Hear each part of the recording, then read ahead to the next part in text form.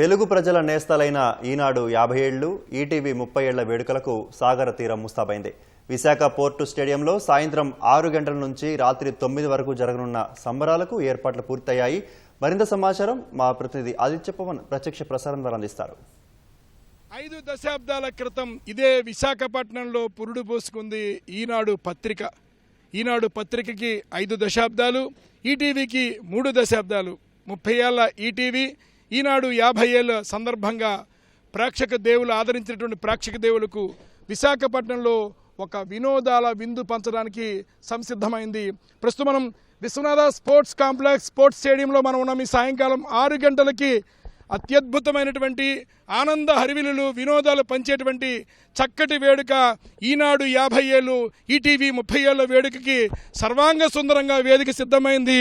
చక్కటి మొత్తం అందరూ కూడా అలరించే విధంగా, ఆనందించే విధంగా ఈ మొత్తం వేదికని సిద్ధం చేశారు. మనం చూడొచ్చు, సుమారుగా 7,000 మంది పైచీలకు ప్రేక్షకులందరి మధ్య కూడా చక్కటి ఆనందభరితమైన కార్యక్రమాలు, వినోదభరితమైన కార్యక్రమాలు, అలాగే అతిరథ మహారథుల దగ్గర చక్కటి కార్యక్రమాలు నిర్వహించడం కోసం మొత్తం వేదిక అంతా సిద్ధమైంది.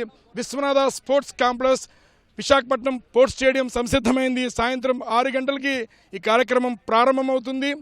చాలా చక్కటి వినోదాన్ని అందించడానికి ముఖ్యంగా గాయని సునీత, మోహన భోగరాజు, రమ్య బెహ్రా, శ్రీకృష్ణ తదితర గాయకులు వారి యొక్క గానంతో అలరిస్తారు.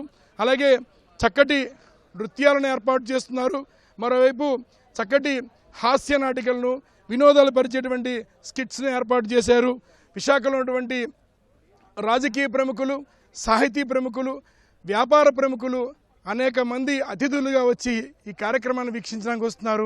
సాయంకాలం 6 గంటల నుంచి 9 గంటల వరకు ఈ కార్యక్రమం చక్కగా జరుగుతుంది. మనం వేదిక చూడొచ్చు, చాలా చక్కగా సంసిద్ధం చేశారు.